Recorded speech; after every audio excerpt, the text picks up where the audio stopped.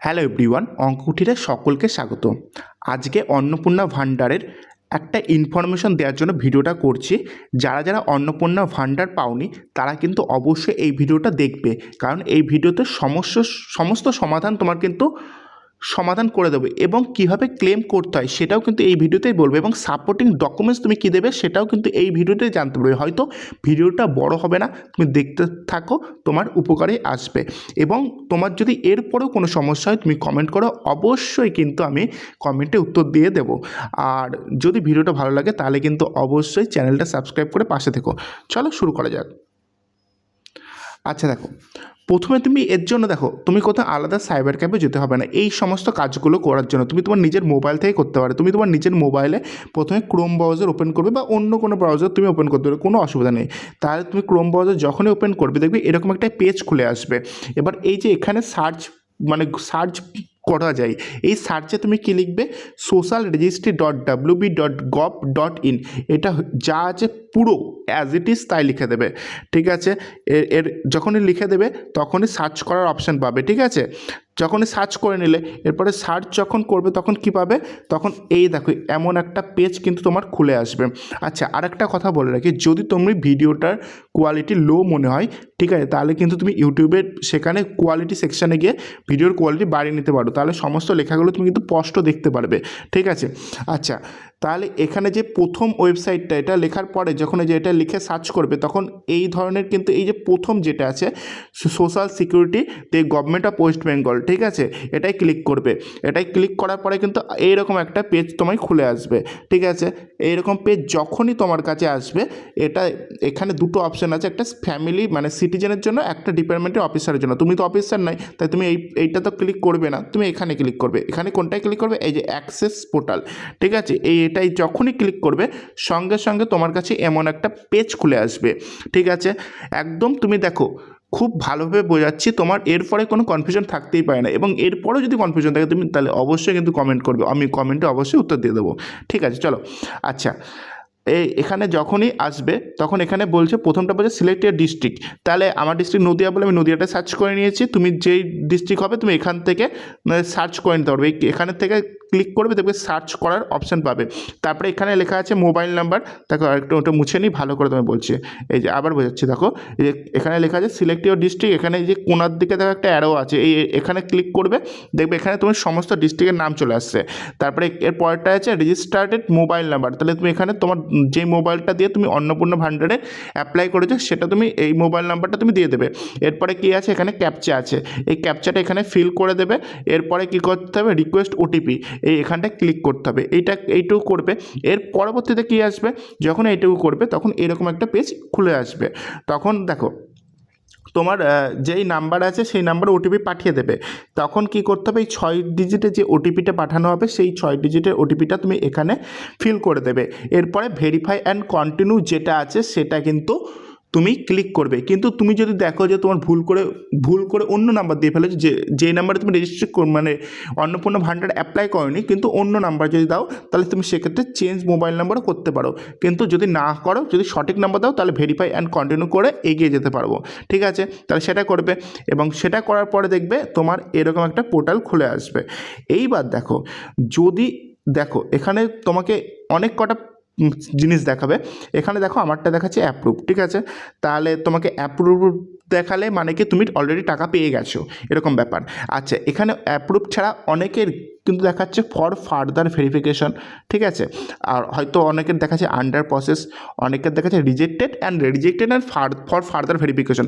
আচ্ছা, আরেকটা কথা বলে দিই যে এই যে ফর ফার্দার ভেরিফিকেশন বা রিজেক্টেড দেখালে এর নিচে কিন্তু অবশ্যই কিন্তু এই জায়গাটায় কিন্তু অবশ্যই কিন্তু কারণ দিয়ে দেবে, কী কারণের জন্য ফর ফার্দার ভেরিফিকেশনে দিল বা রিজেক্টেড দিল।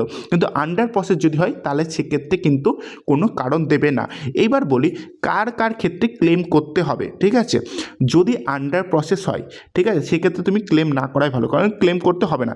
কারণ আন্ডার প্রসেস মানে কি, তোমাদের টাকা মানে তোমাদের অ্যাপ্রুভড হয়ে যাবে। ঠিক আছে, অ্যাপ্রুভ হওয়ার মতনই বলতে পারো, মানে একটু টেকনিক্যাল বা কিছু প্রবলেমের জন্য হয়তো ওয়েবসাইটে কিছু প্রবলেমের জন্য এখনও অ্যাপ্রুভ হয়নি, কিন্তু আন্ডার প্রসেস থাকলে অবশ্যই কিন্তু অ্যাপ্রুভ হয়ে যাবে। তাহলে আন্ডার প্রসেস যার যে সমস্ত ব্যক্তিগুলো আছে তাদের কোনো সমস্যা নেই, তারা অবশ্যই টাকা পাবে। এইটুকু তুমি মানে জেনে যাও, ঠিক আছে।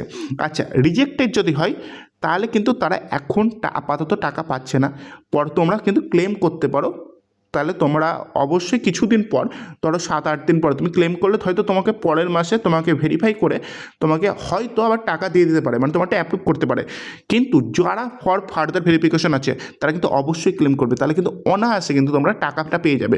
দেখো এবার ক্লেম করার জন্য কি বলছে, আচ্ছা অবশ্যই ফর ফার্দার ভেরিফিকেশনের পরে হচ্ছে কিন্তু নিশ্চয়ই কারণটা বলে দেবে, এবং সেই কারণটার জন্য তুমি ক্লেমটা করবে। এবার ক্লেম করার জন্য তুমি কী করবে, যে এখানে লেখা আছে দেখো অবজেকশন অ্যান্ড ক্লেম, এইটাই তুমি ক্লিক করবে। যখনই তুমি এটাই ক্লিক করবে তখন কি আসবে বলো তো, এইরকম ধরনের পেজ তোমার চলে আসবে। আচ্ছা, আবার যদি বলছি ভিডিওর কোয়ালিটি যদি লো মনে হয় তাহলে তুমি কিন্তু ইউটিউব সেকশনে যেখান থেকে কোয়ালিটি বাড়ানো যায় সেখান থেকে তুমি কোয়ালিটিটা বাড়িয়ে নিতে পারো, তাহলে সমস্ত লেখাগুলো কিন্তু ভালো করে পড়তে পারবে।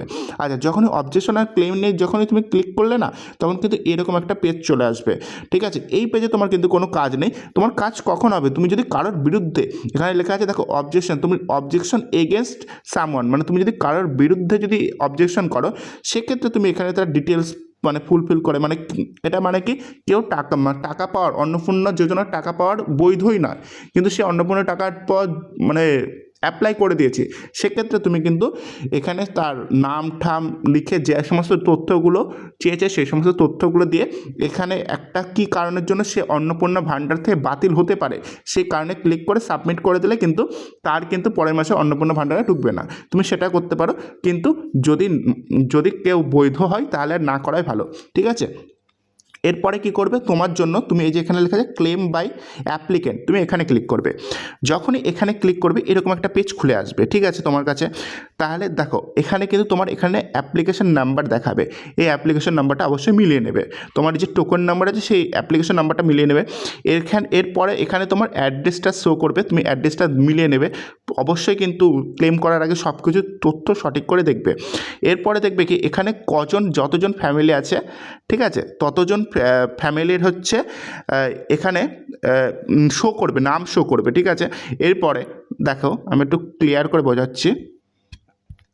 এরপরে যে অন্নপূর্ণা ভাণ্ডার আর কি পাবে, দেখো তার পাশে কিন্তু সবুজ চিহ্ন আছে, এই যে এখানে দেখো তার পাশে কিন্তু সবুজ চিহ্ন আছে, এই দেখো এই যে সবুজ রঙের টিক আছে, তা কিন্তু এখানেই কিন্তু টিক করতে হবে, এই উপরের দুটোকে তুমি টিক করবে না, ঠিক আছে। যদি এই যে 3 নম্বর যেটা আছে, দেখো আমার ক্ষেত্রে 3 নম্বর মেম্বারই কিন্তু অন্নপূর্ণা ভাণ্ডার অ্যাপ্লাই করেছে, তাই 3 নম্বর মেম্বারের ক্ষেত্রে তুমি টিক করবে, মানে যে অন্নপূর্ণা ভাণ্ডার পাবে তার ঘরে কিন্তু টিক করবে।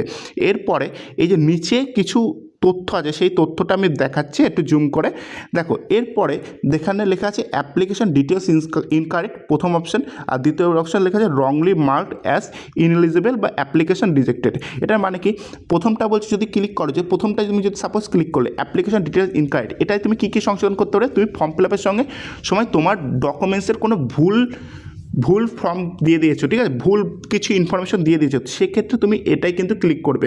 বেশ তোমার নাম ভুল আছে বা তোমার বাবার নাম ভুল আছে, এরকম কোনো তথ্য বা তোমার ডিটেলসে কোনো ভুল আছে সেক্ষেত্রে, কারণ আধারের নামের সঙ্গে তোমার যদি ম্যাচ না হয় তোমার নাম, অ্যাপ্লিকেশন যেটা নামে করেছো সেক্ষেত্রে কিন্তু টাকা ঢুকবে না, তার জন্য তুমি সেক্ষেত্রে এটা অ্যাপ্লাই করতে পারো। এবার দ্বিতীয়টা তুমি যদি ইউজ করো, সেটা তুমি কী ক্ষেত্রে ইউজ করবে, বেশ তুমি তোমার 3টে পাকা বাড়ি নেই, তুমি ভুল করে 3টে পাকা বাড়িতে হাত দিয়ে ফেলেছো, ঠিক আছে, সেক্ষেত্রে কিন্তু তুমি এই রংলি মার্কড অ্যাজ ইনএলিজিবল বা অ্যাপ্লিকেশন রিজেক্টে তুমি হাত দিতে পারো। বা তুমি হচ্ছে মানে ইনকাম ট্যাক্স পে করো না, তুমি ভুল করে ওখানে হাত দিয়ে ফেলেছো, সেক্ষেত্রে কিন্তু তুমি এইখানেই রংলি মার্কড অ্যাজ ইনএলিজিবল বা অ্যাপ্লিকেশন রিজেক্টে ক্লিক করতে পারো। এরপরে কি এখানে 1000 ওয়ার্ড আছে, ঠিক আছে, এই 1000 ওয়ার্ডের ভেতরে একটা তোমায় কিছু লিখতে হবে, মানে কি কারণে তুমি হচ্ছে এইটা ক্লিক করলে, ঠিক আছে, সেই লেখাটা তুমি যদি না পারো আমাকে কমেন্ট করো, আমি কিন্তু সুন্দর করে গুছিয়ে তোমায় লিখে দেবো। তোমার অ্যাপ্লিকেশন নাম্বারটা তুমি সেই জায়গাটাই শুধু ইওর নেম যেখানে থাকবে সেটা তুমি লিখে দেবে, সেখানে তুমি চেঞ্জ করলে তুমি বুঝতে পারবে, ঠিক আছে। এটাও তুমি যদি না পারো তুমি অবশ্যই কমেন্টে বলো, আমি লিখে দেবো কী লিখতে হবে।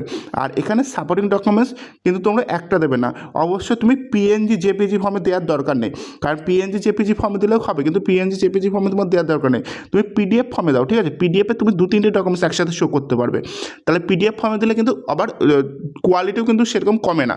তুমি যদি রিসাইজ করো জেপিজি বা পিএনজি, তাহলে যখন দেখবে রিসাইজ করবে কিন্তু তখন তোমার ইমেজ ইমেজ কোয়ালিটি বা যে কোনো কিছু কমে যায়, কিন্তু তুমি যদি পিডিএফ ফর্মে করো সেক্ষেত্রে কিন্তু কমে না। তুমি পিডিএফ ফর্মে কী করবে, তুমি যে অ্যাপ্লিকেশন করেছে সেই অ্যাপ্লিকেশনে কিন্তু অবশ্যই আধার কার্ডটা দেবে, মাস্ট দেবে, এবং কী কারণে তোমার অ্যাপ্লিকেশন রিজেক্টেড হয়েছে সেই কারণের জন্য তুমি যে সাপোর্টিং ডকুমেন্টসটা দিচ্ছ সেই সাপোর্টিং ডকুমেন্টসটা অ্যাটাচ করবে। এই 2-3টে ডকুমেন্টস অ্যাটাচ করে পিডিএফ করে তুমি কিন্তু অবশ্যই এখানে অ্যাটাচ করবে, তারপরে কিন্তু সাবমিট ক্লেম করবে, ব্যাস তাহলে তোমারটা ক্লেম হয়ে যাবে। এর পরবর্তী কাজ কী করবে বলো তো, কিছুদিন পরে যে ট্র্যাক করবে, তাহলে কিন্তু ট্র্যাক স্ট্যাটাস তুমি দেখতে পারবে, ঠিক আছে। আচ্ছা, আশা করি বোঝাতে পারলাম। ভিডিওটা আজকে এই পর্যন্তই ছিল। যদি ভিডিওটা ভালো লাগে অবশ্যই চ্যানেলটা সাবস্ক্রাইব করে দাও এবং বন্ধুদের সাথে শেয়ার করে দাও। আর এরপরে কোনো কনফিউশন থাকলে তুমি অবশ্যই কমেন্ট করে জানাতে পারো।